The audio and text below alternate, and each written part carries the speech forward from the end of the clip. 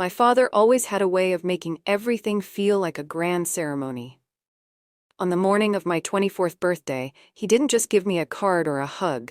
He sat me down at the mahogany dining table and pushed a small, velvet box toward me. "Welcome to Revenge with Teen. So settle in. Get comfortable. Because in these stories, people always have a choice. And when they choose wrong, life answers back. Drop a comment, and don't forget to subscribe. You will like it here." Inside was a single, tarnished silver key. My father, Marcus Rayes, was a retired judge and the most respected man in our town. He told me he had bought a condo in the city from an old client. He said it was a place for me to start my life after finishing my master's degree. I should have been jumping for joy, but as my fingers touched the cold, heavy metal of that key, a strange shiver crawled up my spine. It felt less like a gift and more like a heavy secret being passed into my hands. My father's voice was thick with an emotion I couldn't quite name. He looked relieved, as if he was finally handing over a burden he had carried for far too long. I thanked him, but the air in the room felt suddenly thin. I didn't know then that this key would unlock a nightmare that would change my entire world. My name is Kylie Rayes, and I am 24 years old. Up until that birthday morning, I believed I was the luckiest girl in the world. I lived in a beautiful home with parents who seemed to adore each other. My father was a pillar of ethics, a man who spent his life upholding the law and teaching me the importance of honesty. I grew up watching him receive awards for his integrity. He was my hero, the person I went to for advice on everything. He always told me that a person's word was their bond. Because of him, I grew up with a very clear sense of right and wrong. I was excited to move into the city and start my career, but I couldn't shake the feeling of unease that had settled in my gut. The condo was located in a place called Evergreen Manor. It sounded beautiful, but the way my father's hands shook slightly when he gave me the address made me wonder. I packed my bags, still holding on to the image of my perfect family, unaware that the foundation was already starting to crumble beneath my feet. I arrived at Evergreen Manor late in the afternoon.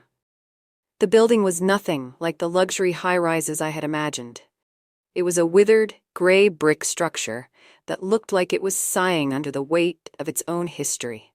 As I struggled with the rusted lock of Unit 4C, a door creaked open behind me. An elderly woman stood in the shadows of the hallway. Her eyes were clouded with cataracts, but they seemed to pierce right through me. She smelled of lavender and old, dusty paper. When I told her I was Marcus Rayes' daughter, she didn't smile. Instead, she stepped closer and gripped my arm with surprising strength. She whispered into my ear with a voice that sounded like dry leaves skittering on pavement. "Listen to me, girl. Don't turn on the lights tonight. Not until the clock hits midnight. If you do, you'll see what your father spent 20 years trying to hide from the world." She retreated into her apartment before I could ask a single question, leaving me standing in the dim hallway with my heart hammering against my ribs. I finally got the door open and stepped into the apartment. It was pitch black inside, and the air smelled like stale air and forgotten things. I reached for the light switch by the door, but the old woman's warning echoed in my mind. My hand froze. I decided to use the flashlight on my phone instead. The light cut through the darkness, revealing a space that was frozen in time. This wasn't a modern condo for a young professional. Every piece of furniture was covered in heavy white sheets, making the room look like a graveyard of ghosts. There were no personal photos, no books, and no signs of life. It was a derelict space that had been kept hidden away from the light for decades. I walked through the living room, my footsteps muffled by the thick layer of dust on the hardwood floors. Why would my father keep a place like this? He always talked about the importance of maintaining property and being productive. This place was the opposite of everything he stood for. I sat down on a sheet-covered sofa, the darkness pressing in on me from every corner. The silence in the apartment was so heavy, I could hear the blood rushing in my ears. I sat there in the dark, staring at the shadows, my mind racing with questions. My father was a wealthy man. He could have bought any condo in the city. Why did he choose this one? And why did he look so relieved to finally give the key to me? The old woman's warning felt like a physical weight in the room. "Don't turn on the lights tonight. It was such a strange request.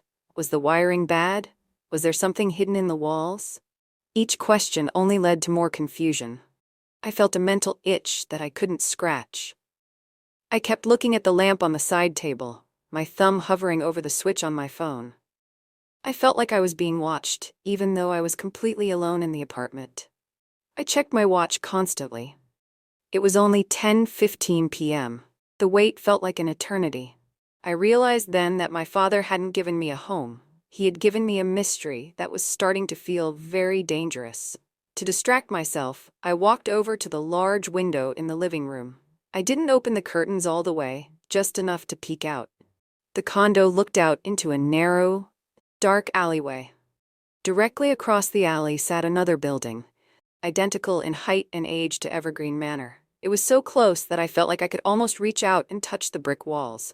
My eyes drifted to the unit directly across from mine, the third-floor corner unit. Unlike my dark and dusty apartment, that unit was filled with a warm, inviting light. The curtains were thin, and I could see a woman moving around inside. She was setting a small table for two, placing candles and wine glasses with careful precision. She looked happy, humming a tune I couldn't hear. It was a scene of perfect domestic peace. I watched her for a moment, feeling like a voyeur. She seemed so content, so unaware of the girl sitting in the dark across the alley. The contrast between her brightly lit life and my shadowed room made my heart ache with a strange, unexplained sadness. The minutes ticked by with agonizing slowness. I watched the woman across the alley finish her preparations. She sat down on a sofa and picked up a book, occasionally glancing at the door as if expecting someone. Back in my apartment, the air felt colder. I checked the time again. 11:30 p.m. The old woman's words were a loop in my brain. Not until the clock hits midnight, I wondered who she was and how she knew my father.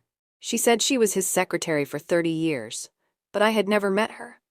My father always told me he had a very private office. Now I was starting to understand why. I stood by the light switch in my living room, my heart pounding so hard I thought it might burst through my chest. The darkness was no longer just an absence of light. It was a curtain hiding a truth I wasn't sure I was ready to see. 11:50 p.m. I counted the seconds. 11:59 p.m.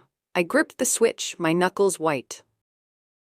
As the clock on my phone flipped to 12 a.m., I took a deep breath and flipped the switch. When the lights came on, I gasped. They weren't normal ceiling lights. Instead, a series of professional-grade studio lights, hidden behind the crown molding, flickered to life. They didn't illuminate the room for me to see my surroundings. Instead, they were angled perfectly toward the window. The bright light hit the glass and turned it into a perfect one-way mirror. I could see everything outside clearly. But anyone looking from the outside would only see a dark, empty window. My apartment was a high-tech observation deck. I looked across the alley, and my breath hitched. A man had just entered the apartment across the way. He was carrying a bouquet of flowers and a bag of groceries. The woman ran to him and threw her arms around his neck. He spun her around, laughing. Even through the distance and the glass, I recognized the way he tilted his head when he smiled. I recognized the expensive wool coat he was wearing, the one my mother had bought him for Christmas. The man in the window was my father, Kylie Rayes. I stood there in the blinding glare of the studio lights, frozen like a statue. I watched as a teenage boy, maybe 16 years old, walked into the room. He looked exactly like a younger version of my father. The same jawline, the same messy dark hair. He walked up to my father and gave him a high five before hugging him. My father patted the boy on the back with a look of pure, unadulterated pride. This wasn't just a mistress he was visiting. This was an entire second family. He sat down at the table I had seen the woman setting earlier. They laughed and talked, a perfect picture of a happy family sharing a late-night meal. My father looked more relaxed and joyful than I had ever seen him at our own dinner table. He wasn't just cheating on my mother. He had built a parallel existence right under our noses. He had used this dark, dusty apartment to watch them, to play the role of a silent guardian, while he lived a lie every single day of my life. A soft knock at the door startled me. I stumbled over to open it, my legs feeling like lead. The old woman from earlier stood there, holding a heavy cardboard box filled with files. She didn't say a word as she walked past me and set the box on the dusty table. "I was his secretary for 30 years, Kylie," she said, her voice filled with a weary kind of pity. "I processed the payments for this place. I saw the bank transfers. He bought this unit specifically so he could watch them without ever being caught. He's a voyeur of the life he stole from your mother." She looked out at the window, then back at me. "He gave you the key because he's retiring from the bench and he wants to wipe the slate clean. He thought you were too young and too trusting to ever figure out why the lights were set up this way. He wanted the evidence gone, and he thought making it a gift to you was the perfect way to hide it in plain sight." I looked at the box of files, feeling a cold rage begin to simmer in my chest. I didn't scream or cry. Instead, a strange, icy calm settled over me. I reached into my bag and pulled out my phone. I stood by the window and started recording. I recorded my father laughing with the woman. I recorded him ruffling the teenage boy's hair. I recorded the way he looked at them, with a tenderness he usually reserved only for his public speeches about family values. I recorded for 10 minutes, capturing every detail of his betrayal. As I watched him, I felt the girl I used to be, the judge's daughter, simply vanish. She was replaced by someone who realized that her entire childhood had been a carefully constructed stage play. My father was a master of the law, but he was also a master of deception. He had taught me that the truth always comes to light, and now I was going to make sure he learned that lesson the hard way.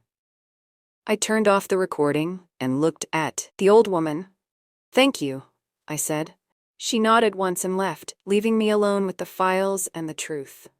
I spent the rest of the night going through the box the secretary had left behind. It was a goldmine of betrayal. There were property deeds for the apartment across the alley, listed under a shell company my father controlled. There were bank statements showing massive monthly transfers from my own inheritance fund to pay the mortgage and the woman's credit card bills. He hadn't just used his own money, he had stolen from the future he promised me. I found photos of him at the boys' graduation, at birthday parties, and on vacations I never knew about. He had been living 2 full lives, managing 2 calendars, and lying to everyone who loved him. The paperwork was meticulous, as you would expect from a judge. Every lie was documented, every cent accounted for. He had spent decades ensuring his secret was safe, never imagining that his own daughter would be the one to find the paper trail. By the time the sun started to rise, I had a complete map of his double life. I wasn't a victim anymore. I was a prosecutor. The next morning, my phone buzzed on the dusty nightstand. It was a call from my father. I took a deep breath, forcing my voice to remain steady. "Good morning, Dad," I said. He sounded cheerful, his voice booming with that false confidence I now recognized so well. "How do you like the gift, honey? Is the condo everything you hoped for?" I looked at the bank statements spread out on the table, showing the $400,000 he had drained from my trust account over the years. "It's life-changing, Dad," I replied, my voice as cold and sharp as a scalpel. "It's truly eye-opening. I spent the whole night looking at the view. You were right, it's a very unique perspective." He chuckled, completely unaware of the double meaning in my words. "I knew you'd appreciate it. We'll have a celebratory dinner when you get settled." I told him I looked forward to it, my mind already spinning with a plan to dismantle his carefully curated world. He hung up, thinking he had successfully passed on his secret. He had no idea he had just handed me the weapon I would use to destroy him. I didn't go to the police or the newspapers. I knew my father had friends in high places who would protect him. Instead, I went to the one person I knew he feared more than anyone else, Juliana Vance. She was the most ruthless divorce attorney in the state and my father's longest-running professional rival. They had clashed in court for years, and he always spoke of her with a mix of respect and deep-seated annoyance. I walked into her office without an appointment and laid the box of files on her desk. I didn't cry. I didn't ask for sympathy. I simply said, "My father is Judge Marcus Rayes.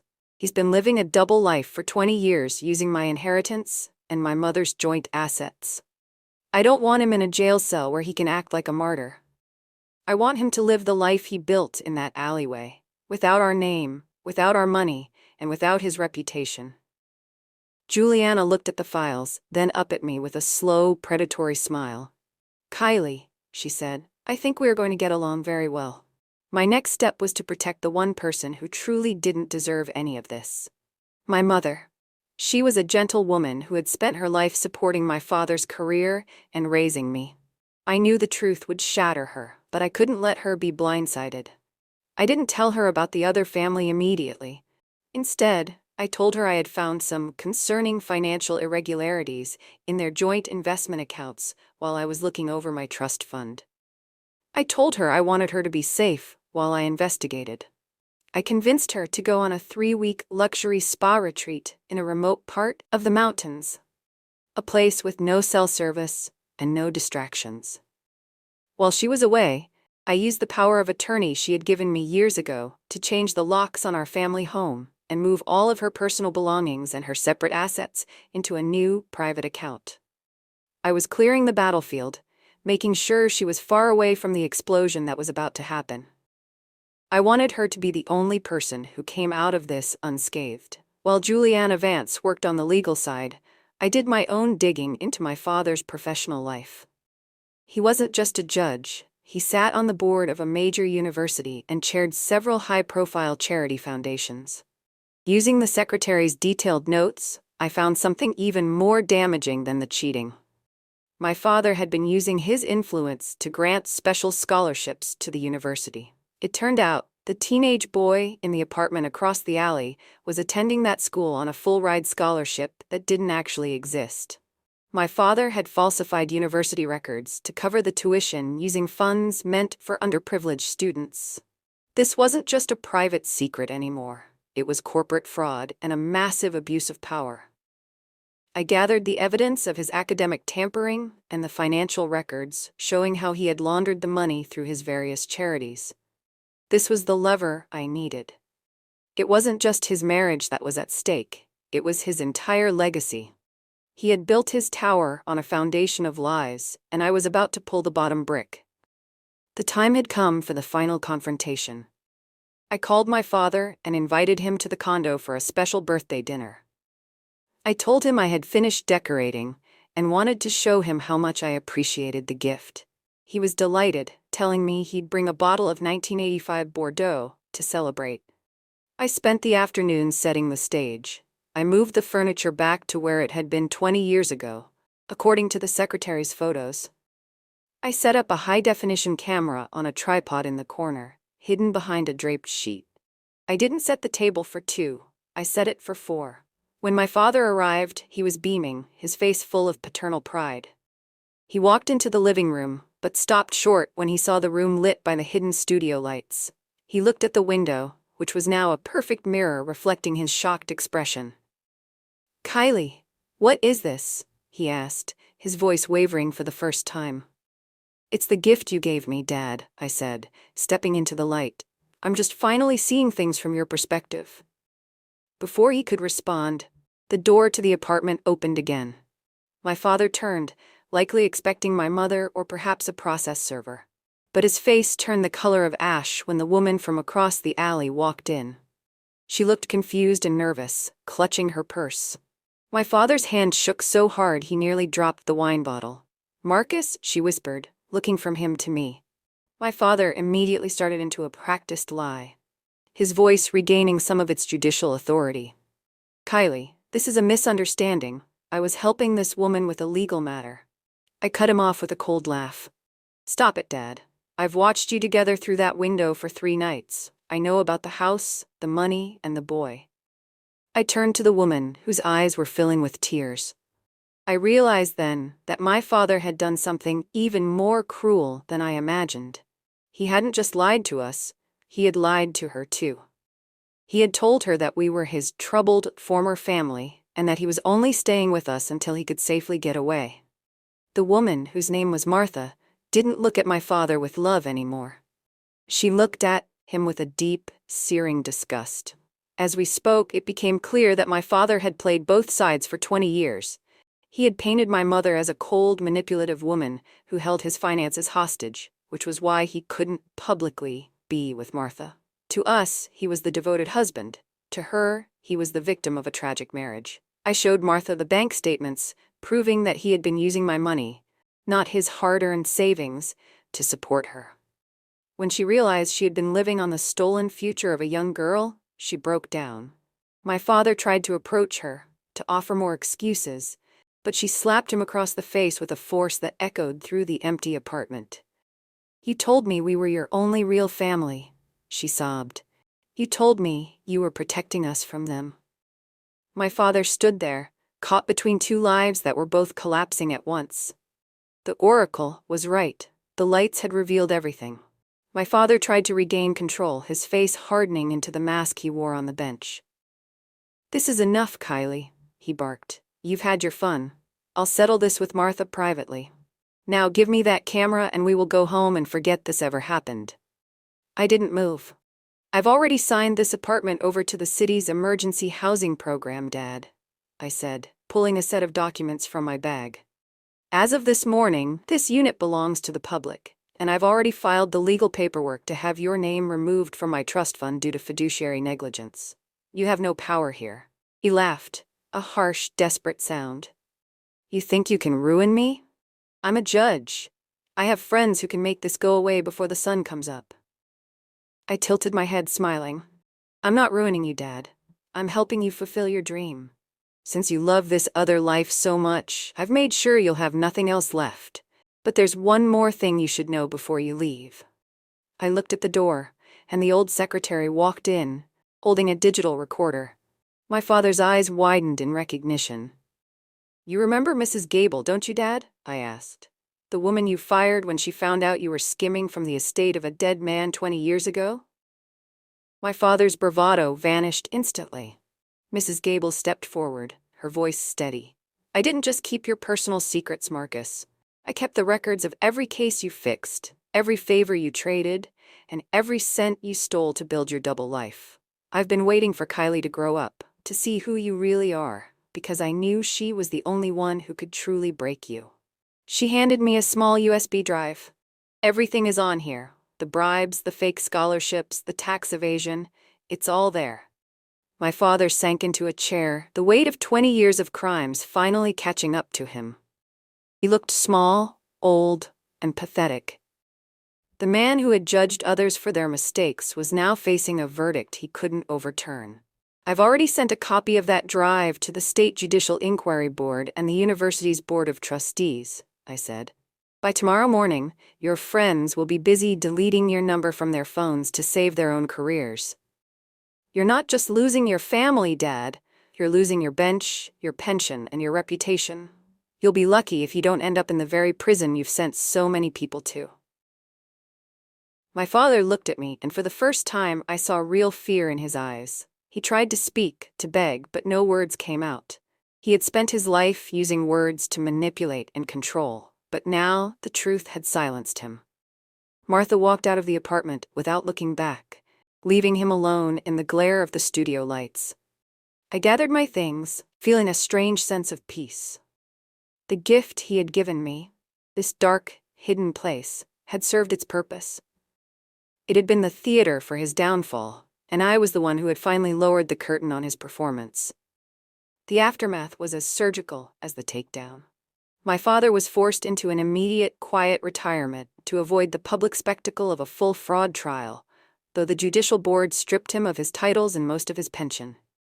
Juliana Vance was a shark in the divorce proceedings, ensuring my mother received 70% of all marital assets, including the family home and the secret accounts I had uncovered.